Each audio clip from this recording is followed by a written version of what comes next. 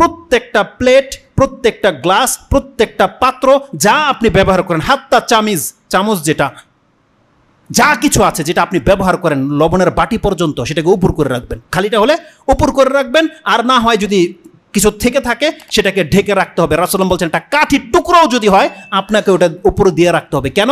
রাসূল বলছেন প্রত্যেক বছরে একবার আকাশ থেকে বালা মুসিবত নাজিল হয়। যদি কোনো পাত্র খোলা থাকে সেই পাত্রতে সেই ভাইরাস পড়ে যায় আর মানুষ আক্রান্ত হতে পারে। এই হাদিসটা মুসলিমে রয়ে গেছে। এই জন্য তাদেরকে বলবেন সন্ধ্যা হলে ঘরের দরজাগুলোকে লাগিয়ে নিতে এবং হাত ধোয়া ছাড়া যেন কোনো কিছু স্পর্শ না করে, বাচ্চাদেরকে প্র্যাকটিসিং করাতে বলেন, আর প্রত্যেকটা খাদ্যের পাত্র সেটাকে ঢেকে রাখতে বলবেন। আপনাকে যদি একটা গ্লাস পানিও কেউ এনে দেয় সেটাকে বলবেন যে ঢেকে নিয়ে আসতে। এটা রাসূল সাল্লাল্লাহু আলাইহি ওয়াসাল্লামের সুন্নাহ এবং বলেছে এ থেকে আপনি ইফেক্টেড থেকে বেঁচে যেতে পারবেন। এখন মহামারী যেহেতু চলে এসেছে, আমাদেরকে প্রথম কাজ হচ্ছে দেখেন দ্রুত তওবা করতে হবে, আল্লাহর কাছে ফিরে আসতে হবে। এটা হচ্ছে আমাদের প্রথম কাজ, কারণ আল্লাহ সুবহানাহু ওয়া তাআলার কাছে যেই ব্যক্তি ফেরত আসবে, আপনি জেনে নেন মহামারী আপনাকে ধরবে না এমন নয়। আমি কিছু নেটের খবর আমি আপনাকে দিচ্ছি। আজকে আমাদের কিছু হুজুর টাইপের লোক আপনাকে বলছে নামাজ পড়লে মহামারী ধরবে না, অজু করলে মহামারী ধরবে না, কোরআন পড়লে মহামারী ধরবে না। এগুলো সব ভাউতাবাজি কথা, একটাও সঠিক নয়। কারণ এই পৃথিবীতে আল্লাহ সুবহানাহু ওয়া তাআলা যখন আযাব পাঠায়, ওই আযাব ওই রাষ্ট্রের যে কাউকে ধরতে পারে, যে কাউকে। সৌদি আরবে কি নামাজের সংখ্যা নাই? সৌদি আরবে কি কোরআন পড়ার লোক নাই? এখন যদি কোনো মুসলমানের কোনো ইমামের যদি এই রোগ হয়, তার মানে কি আপনি তার সম্পর্কে সন্দেহান হবেন? আপনি বলবেন সে মনে হয় জালেম বা কিছু, মুনাফিক বা কিছু? না, এই মিস্টেক থেকে আমাদেরকে বাঁচতে হবে। এই ধরনের ধারণা করা যাবে না। বরং আপনি জেনে নেন যে কোনো আযাব আল্লাহ সুবহানাহু ওয়া তাআলা যদি কোনো রাষ্ট্রের মধ্যে পাঠায়, যে কেউ এর মধ্যে অন্তর্ভুক্ত হতে পারে। ইজা আনজালাল্লাহু, যে কথাটা আমি বলতে চাচ্ছিলাম, এই হাদিসটা বুখারীতে রয়েছে। ইজা আনজালাল্লাহু বিকাউমিন আযাবান, আল্লাহ যদি কোনো জাতির কাছে আযাব পাঠায়, আসাবাল আযাবু মান কানা ফিহিম, তার মানে সেই রাষ্ট্রে যে কেউ থাকবে এই আযাবের অংশীদার হয়ে যাবে। আজকে যদি ধরে নেন মহামারী না আসে, যদি ভূমিকম্প আসতো, বাংলাদেশের মধ্যে ভূমিকম্প, এখন হুজুররা শুধু বেঁচে যেত আর বেনামাজিরা মরে যেত, এটা হইতো? হুজুরদের, নামাজিদের বিল্ডিং টিকে থাকবে, বেনামাজির বিল্ডিং পড়ে যাবে, এটা হইতো? তার মানে এটা যখন আপনি বুঝতে পারছেন, তাহলে এই মহামারীর ক্ষেত্রে কেন বুঝতে পারেন না? যে কেউ এফেক্টেড হতে পারে। নামাজ আপনাকে রোগ মুক্তি করবে না, নামাজ আপনাকে, অজু আপনাকে রোগ মুক্তি করবে না, বরং অজুর ক্ষেত্রে যেটা আপনি প্রয়োগ করবেন সেটা আপনাকে মোটামুটি একটা সেফটি দিতে পারে। সেটা কি? রাসূল সাল্লাল্লাহু বলছেন তুমি যখন অজু করবে তুমি বেশি করে পানি টেনে খুব জোরে নাক ঝাড়ো।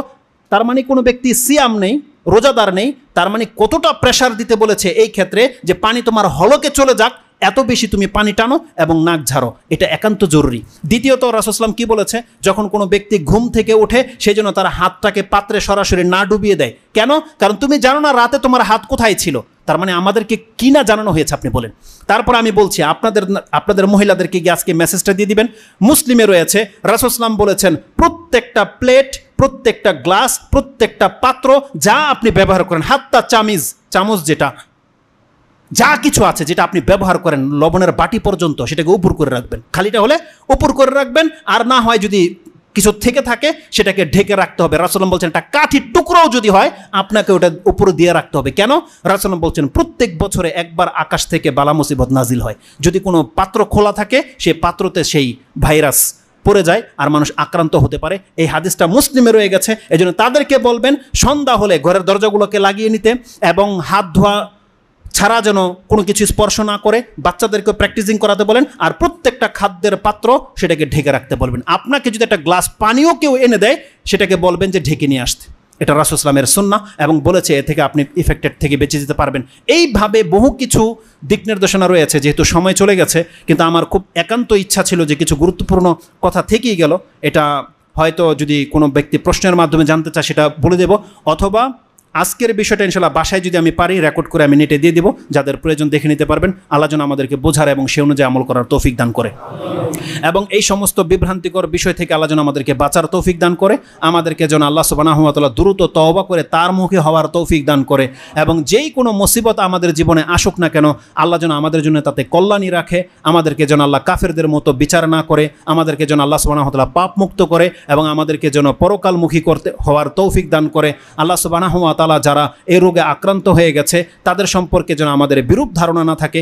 সেটা হচ্ছে যে কোনো ব্যক্তি আপনি ভাইরাসে এফেক্টেড হতে পারেন, যে কোনো ব্যক্তির এই রোগ হতে পারে। কোনো মুসলমানের যদি রোগ হয়ে যায় আপনি পেরেশানি হবেন না, আল্লাহর উপরে ভালো ধারণা রাখেন, আপনার জন্য এটা আল্লাহর রহমত স্বরূপ প্রেরণ করেছে, জেনে নেন। যদি আপনি মুসলমান হয়ে থাকেন, আর যদি পাপী হয়ে থাকেন এই রোগের মাধ্যমে আল্লাহ আপনাকে মাফ করে দেবে, কাল কিয়ামতের মাঠে হয়তো আপনাকে আল্লাহ শাস্তি দেবে না। আর যদি কোনো কাফের হয়ে থাকে তাহলে এটা দুনিয়াতেও তার শাস্তি এবং পরকালে বড় শাস্তির দিকে আল্লাহ তাকে নিয়ে যাবে। আর মূর্খামি করা যাবে না। দেখেন আজকে এই ভাইরাস হোক, যে কোনো ছোঁয়াচে রোগ হিসেবে যেটা আমাদেরকে প্রচার করা হয়, আল্লাহ না করুক আমাদের কারো যদি হয়ে যায়, তাহলে আপনারা কি আমাদের জানাজা নামাজে আসবেন না? কি মনে হয়? মনে হচ্ছে যে ওই চায়নাদের মতো আমাদেরকে গর্তে নিয়ে ফেলে দেবে, এমন কিছু? সুবহানাল্লাহ, জেনে নেন মূর্খামি করা যাবে না। আর যে সেই যা কিছু খেতে বলে আপনি খাবেন না। রাসূলুল্লাহ সাল্লাল্লাহু আলাইহি সাল্লাম থেকে একটা হাদিস আপনি নিয়ে নেন, এটা আজকে সকালে আমি দেখেছি, মুসলিমে রয়েছে, হাদিস হচ্ছে 5634 নম্বর হাদিস। হাদিসের নাম্বারে মিল না থাকলে আজকে আপনারা গিয়ে সালামের অধ্যায়টা পড়বেন, 40 নম্বর অধ্যায়, সালামের অধ্যায় মুসলিমের, এটা পড়বেন, তাতে বহু দিক নির্দেশনা আপনাকে দিয়ে দেওয়া হয়েছে। একাধিক হাদিস রয়েছে, তা থেকে একটা হাদিস রাসূলুল্লাহ সাল্লাল্লাহু আলাইহি ওয়াসাল্লাম বলছেন, লিকুল্লি দাইন দাওয়াউন, প্রত্যেকটা রোগের ঔষধ রয়েছে।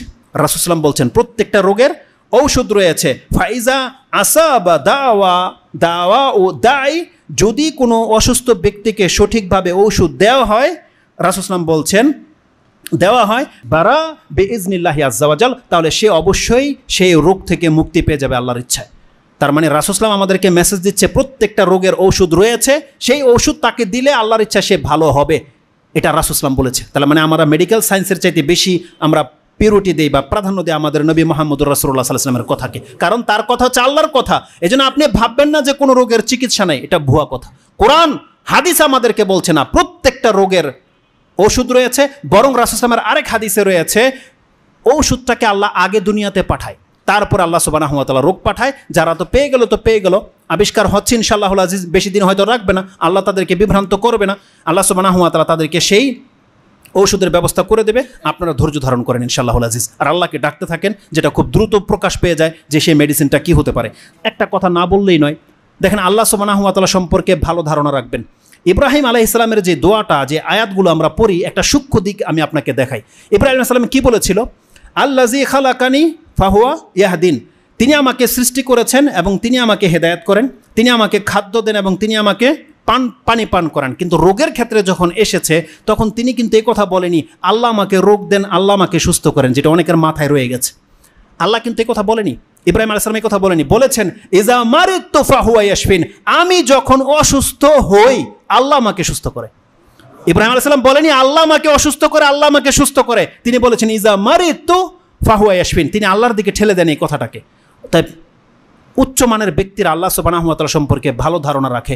দেখেন আমরা যদি অসুস্থ হয়েও যাই, আপনি ভাইবেন না যেটা আল্লাহ আপনাকে কষ্ট দেওয়ার জন্য করেছে, আপনি এই কথাই বলবেন ইব্রাহিম আলাইহিস সালামের মতো, আল্লাহ আমি অসুস্থ হয়ে গেছি, তুমি আমাকে সুস্থ করো। আর আপনি বলেন না আল্লাহ তুমি আমাকে অসুস্থ করেছো, এটা বলবেন না আপনি। আমাদেরকে আল্লাহ সুবহানাহু ওয়া তাআলা সম্পর্কে ভালো ধারণা রাখতে হবে, এবং আল্লাহ সুবহানাহু ওয়া তাআলা বলেছেন আমার সম্পর্কে যে যেমন ধারণা করবে আমি তার সাথে ওই আচরণটাই করব। অতএব আমরা আল্লাহ সুবহানাহু ওয়া তাআলার সাথে ভালো ধারণা করি। আল্লাহ তোমার উপরে আমরা কোনো ব্লেম করি না, কোনো কাফেরদের মতো মন্তব্য করি না, আমরা তোমারই বান্দা, তুমি যা ফয়সালা করবে আল্লাহ আমরা মাথা পেতে নেব, আমরা সন্তুষ্টি তোমার ফয়সালার উপরে। আল্লাহ তুমি আমাদের জন্য উত্তম ফয়সালা করো, আমাদের রাষ্ট্রকে তুমি হেফাজত করো, মুসলিমদের জানমালকে তুমি হেফাজত করো, এবং আমাদেরকে সম্মানের সাথে বাঁচার তৌফিক দান করো। কাফেরদের শত্রুতা থেকে তুমি আল্লাহ আমাদেরকে রক্ষা করো। এবং প্রতিদিন আপনি যেই কাজটা করবেন, বাঁচতে হলে অন্তত পক্ষে সকাল সন্ধ্যায় 2টা দোয়া তো আপনাকে করতেই হবে। একটা তো অনেকে নেটে প্রচার করেছে, কিন্তু আমি তার চেয়েও বেশি ইম্পর্টেন্ট মনে করি আপনি বলবেন বিসমিল্লাহিল্লাযী লা ইয়াদুররুহু মাসমিহি শাইউন ফিল আরদি ওয়ালা ফিস সামাই ওয়া হুয়া সামিউন আলিম। এই হাদিসটা আপনি আপনার অ্যাপসে তিরমিজিতে 3388 মানে 3388তে পেয়ে যাবেন, ওখান থেকে দোয়াটা মুখস্থ করে নেবেন। এবং মুসলিমে একটা হাদিস রয়েছে, যেই ব্যক্তি সকাল অথবা সন্ধ্যায় বলবে আউযু বিকালিমাতিল্লাহি তাম্মাতি মিন শাররি মা খালাক একবার, এটা সকাল সন্ধ্যায়, তার মানে সেই ব্যক্তিকে ওই দিন ওই রাতে কোনো কিছুকে কোনো ক্ষতি করতে পারবে না। এই দুইটা একবারে ইম্পর্টেন্ট দোয়া, এটা পড়বেন। তারপরে সকাল সন্ধ্যায় আপনারা জারফুক করবেন, এবং যে ট্রিটমেন্ট রাসূলুল্লাহ সাল্লাল্লাহু আমাদেরকে দিয়েছে আমাদেরকে সেগুলো দিকে দিতে হবে। দুই একটা কথা আমি সেটা দ্বিতীয় খুতবায় বলছি। আর সবচেয়ে বড় কথা হচ্ছে তাউন সম্পর্কে আপনি বিরূপ মনে করেন না। রাসূলুল্লাহ সাল্লাল্লাহু আলাইহি ওয়াসাল্লাম বলছেন আত-তাউন শাহাদাতুন লিকুল্লি মুসলিম, প্রত্যেকটা মহামারী আল্লাহ প্রত্যেকটা মুসলমানের জন্য শহীদের মর্যাদা রেখে দিয়েছে। এই হাদিসটা আপনি কোথায় পাবেন? এই হাদিসটা রয়েছে ইমাম বুখারী এবং মুসলিম, তারা দুজনই কিতাবুল ফিতান জিহাদের অধ্যায় এনেছে। বুখারীতে হাদিসটি 2830-এ আছে যে রাসূল সাল্লাল্লাহু আলাইহি ওয়াসাল্লাম বলেছেন, আত-তাউন শাহাদাতুন লিকুল্লি মুসলিম, প্রত্যেকটা মুসলমানের জন্য মহামারী হচ্ছে শহীদের মর্যাদা তুল্য। আর এর ব্যাখ্যায় আপনি মিশকাতে একটা কথা পাবেন, ইমাম নববী রাহিমাহুল্লাহ বলছে প্রত্যেকটা আকাশী আযাব যেটা মহামারী বা আল্লাহর পক্ষ থেকে যে আযাব আসে, এটা কাফেরদের জন্য লাঞ্ছনা, মুমিন মুসলিমের জন্যে শহীদের মর্যাদা, আর মুমিন পাপীদের জন্যে এটা একটা দুনিয়াবী শাস্তি, মানে তাদের কাফফারা, শাস্তি নয় কাফফারা, মানে আপনার জীবনের অনেক পাপ আছে যের কারণে আপনি জাহান্নামে জ্বলতেন, আল্লাহ আপনাকে বড় ধরনের রোগ দিয়ে সে পাপকে দুনিয়াতেই মাফ করে দিতে চাচ্ছে, এই জন্য কোনো মুসলমান ইফেক্টেড হয়। আল্লাহ সুবহানাহু ওয়া তাআলার হিকমা বড় আজীব। আল্লাহ সুবহানাহু ওয়া তাআলার এই হিকমার উপর আমরা সন্তুষ্ট যে আমরা মুসলিম হয়েছি। আল্লাহ যদি আমাদেরকে রোগ দিয়ে ধ্বংস করে দেয়, আলহামদুলিল্লাহ, এটা আমাদের ধ্বংস নয়, এটা আমাদের নাজাতের সাবাব আল্লাহ সুবহানাহু ওয়া তাআলা করেছে।